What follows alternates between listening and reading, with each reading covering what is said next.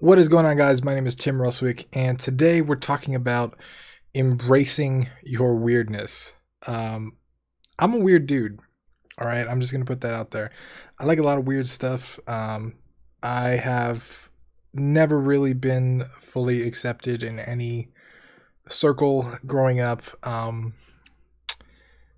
Got made fun of for my weirdness a lot. Honestly, I spent a lot of my early child, I would say middle school and high school, trying to dumb down my weirdness, trying to hide my weirdness from people to fit in, to, I don't know, like be like everybody else, I guess, trying to convince other people that I was just like them, so we should be friends and I would be accepted in their group or something like that. And I've realized over, I don't know, the last couple years, especially since I've done some traveling, done a lot of road trips, seen a lot of places, interacted with a lot of people. I've stayed with fellow travelers. I even did this crazy thing called couch surfing, which is basically you stay on a stranger's couch, which you think would be a horrible idea, but it turns out by staying on someone's couch, you're staying with the exact people that would also stay on someone's couch. So it ends up being this really open-minded, really accepting type of culture. And one of the things that I realized just talking to a lot of people, interacting with a lot of people, the people that I want to interact with, the people that I want to talk to, the people that I enjoy conversations with tend to be weird people, right? Like no one likes that boring person that's just good at everything, or they've got their stuff figured out, or they got a whole life plan, and just they're if you fit in perfectly, like what do you have to talk about? What stories do you have to share? And I realized that, observing other people, observing the people that I like to interact with, like especially like the travelers, right? The people that go and do cool things and see cool places and they have these awesome stories, or the people at conventions who, like, you would never think would ever invent a game in a million years, or the people in the startup world or business world that you would never think in a million years they would run a business. Those are the people that are fun to interact with. Those are the people that we remember. Those are the people that, despite what may come their way, what may fail, what may happen to them, they've always got themselves. They've always got their personalities. They've always got that little bit of weirdness that keeps us interested in them, that keeps people interested in them. And I think when you're a child, not even a child, but as you're growing up, society reinforces the fact that you should dumb down your weirdness, that you should hide your weirdness, that you should not let your weirdness come out, because it might reject you from the group somehow. It may make it to where you're not as accepted. But I think as you grow older, especially into your 20s, which, I'm late into my 20s now, I think something shifts and you start to value that weirdness. You start to look for that weirdness in other people. You don't just want to talk about the same old stuff all the time with people. You don't just want to interact in the same old way. You want something interesting, something weird, something a little odd. And I think with a lot of game developers, and I've seen this, and this could just be an age thing, maybe. It could be a couple different things, but I've seen a lot of game developers try to dumb down their weirdness and try and fit in more in the industry. They try and fit in with their game design, with their mechanics, with their art style, with whatever. And in doing so, I think they lose the very thing that could make them valuable to other people. They lose that sense of oddity and weirdness and uniqueness that comes with being you. And I did this too for a long time. I thought, I haven't really talked about this a lot, but I used to make music. I used to make rap music. And when I started making rap music, one of the reasons why I picked rap, by the way, was because I didn't feel like I could sing, but I felt like I could rap. I was always good at writing poetry. I was always good at that kind of thing. And so I started rapping with my friends and my brother and a bunch of other people. And, it started off in just school, just stupid little things like, hanging out. And then I actually ended up recording music and stuff. And the first thing I tried to do was emulate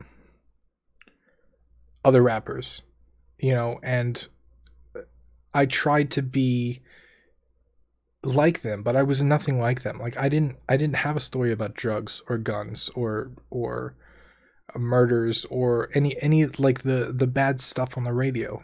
I just, at first, what I tried to do was rap like they did, and it seemed perfectly logical at the time, right?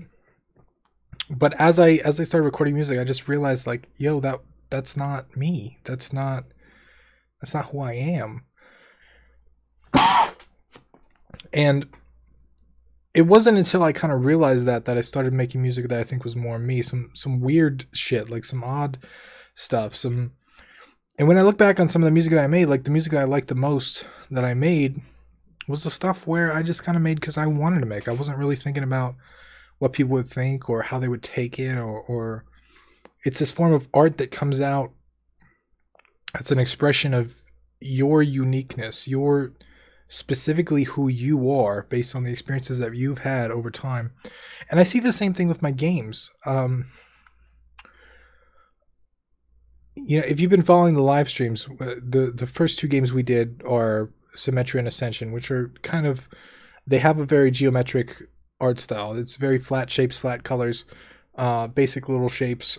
The last one was this Bacon Banker. It was about this little pig that's in, I don't know, a slaughterhouse or something. I don't logically know all this stuff. I don't just sit down and design, okay, I want this thing. But sometimes just things just happen. They just come out of you. And you don't really know where they come from. But a lot of times your ego, yourself, your brain, your the dude inside your head can restrict that flow of creativity based on what you are afraid of. And a lot of times what we're afraid of is rejection, is other people, is being accepted into the group. And a lot of people are scared to show their weirdness. They're scared to show that piece of them that's a little bit different than everyone else. That may not be liked, that may not be accepted. But if we look at every music artist, every game developer out there that's succeeded, those are the people that showed their weirdness. Those are the people that embraced whatever it was that made them unique. They did things their way. And I think if you really want to excel as an artist, and I don't mean artist as in someone that paints or draws, I mean artist as in someone that creates, someone that actually creates. If you want to succeed as an artist, I think you have to be yourself. You have to be yourself 100% truly and fully, with no regrets and no hidden pieces of weirdness, and you just have to embrace the pieces of you that you thought other people would never accept. Like it makes, not only are people way more interested in just communicating with someone that just has all these weird things about them, right? Like I may be wrong, but I think that's part of what why people watch my channel here, is just because I have all these little weird things, or the examples I come up with, or the stories I tell, or the way that I learn certain lessons that I learned. I think part of the appeal of the channel is that weirdness in itself, right? Like there's always something that I reveal that's just kind of a little out there.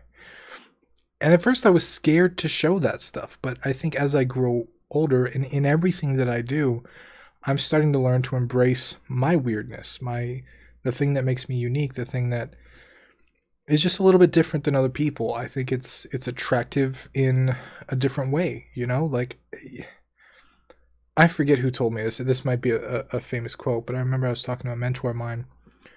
And he said something, I think we were talking about startups, and I was talking about another company that made a similar product to mine back in the day, and he's like, they can clone your product, but they can't clone you.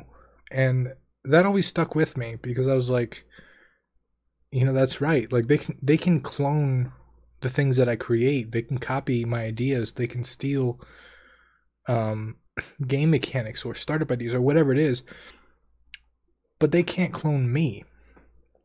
So, I'm the unique aspect here. I'm the thing that is valuable. I'm the thing that, because of my weirdness, because of my uniqueness, because of my unique blend of skills and talents and experience and things that I've experienced and places that I've been and people I've talked to, because of all of that mixed inside of my head, what comes out of my brain is different than everyone else. And rather than hide it, which I did for a long time, by the way, rather than hide it, I think it's a better idea to embrace it fully. Show it to other people, wear it on your sleeve where everyone can see it.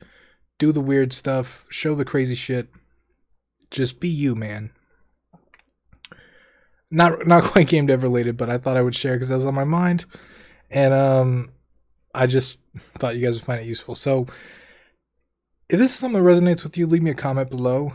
If you're a little bit weird and you're afraid to show it, let me know why. I'm always interested to hear about that kind of stuff. But once again, I'm Tim Rustwick, and thank you guys for watching. I will see you tomorrow.